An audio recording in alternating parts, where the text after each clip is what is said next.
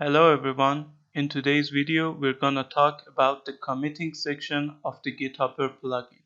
As you may remember from our last video, we created this folder and initialized our first repository inside it. Now I'm going to start committing my changes to this repository.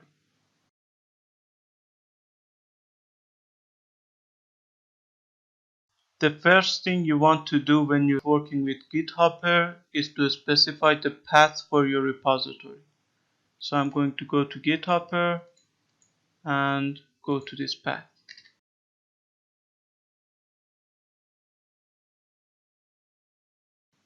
Now let's check our commit list.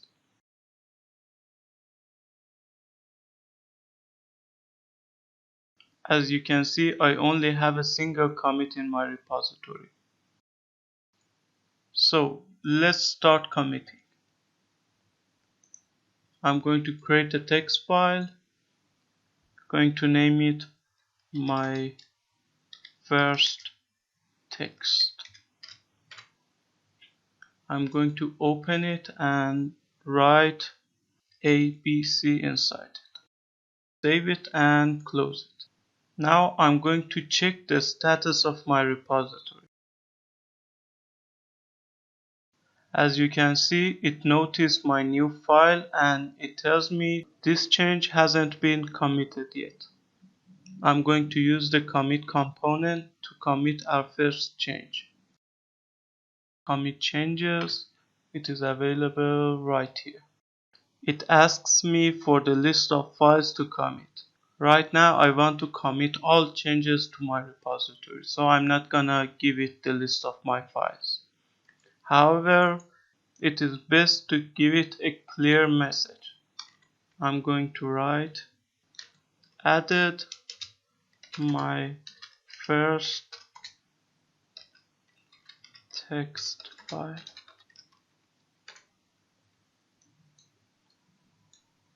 and I'm gonna commit this.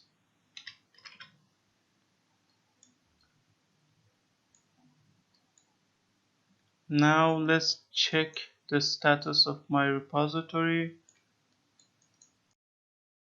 As you can see, it tells me that there's nothing to commit, so all the changes have been committed, and it tells me that my remote repository is behind and it is best to push my changes to the remote repository.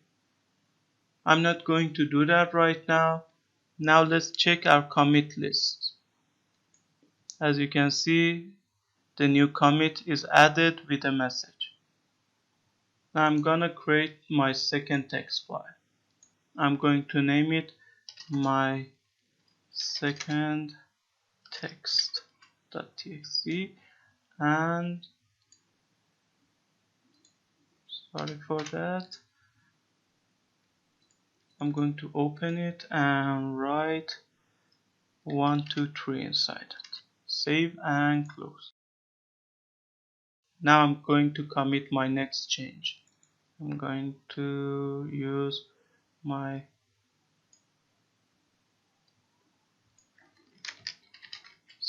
second test file. And as you can see, it is now committed.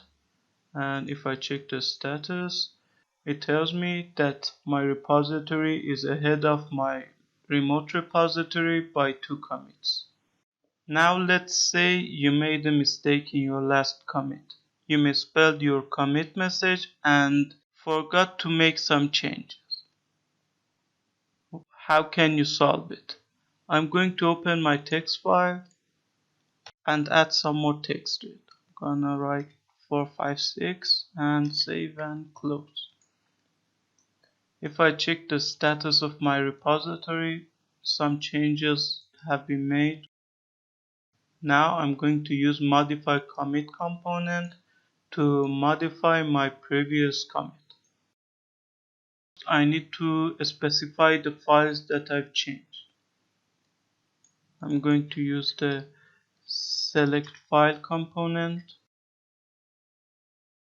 and I'm going to use a panel to look at my directory.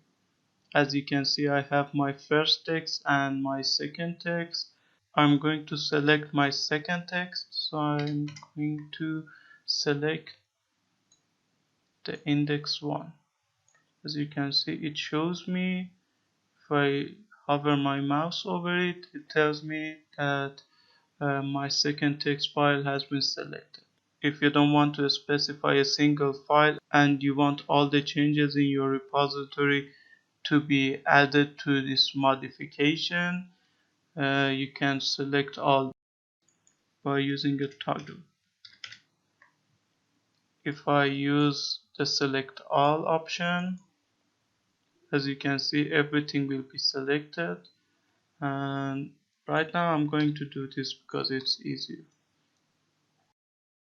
What this is going to do right now is, if I press the modify button, all the changes will be added to that commit, and the message will stay the same. However, what if I want to change that message? I'm going to write second test file with modification.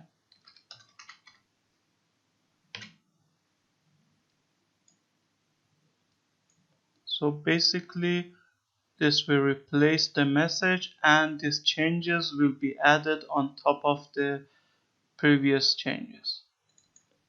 I'm going to use a button now and I will press this. Now if I take a look at my status, it tells me that there's nothing to commit. If I check my commits, my previous commit is now replaced with this new one. Now I will go over what we have been doing up until now. In our initial commit, we only had the README file in our folder. Then we added the text file to our folder and the ABC inside it. We committed it with the message added my first text file. Then we created a text file containing 1, 2, 3 and committed it with the message added my second text file.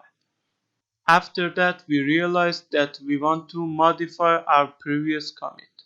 So we modified our second text file, added the 4, 5, 6 to it, and after we made our changes and selected the new message for our commit, we used the modify commit component to overwrite our last commit. So up until now, we learned how to create a linear timeline of our project as we modify files and create our changes. In our next video, we're gonna learn how to benefit from this timeline by rolling back changes and returning certain files to their older version. Hope to see you in the next video. Goodbye.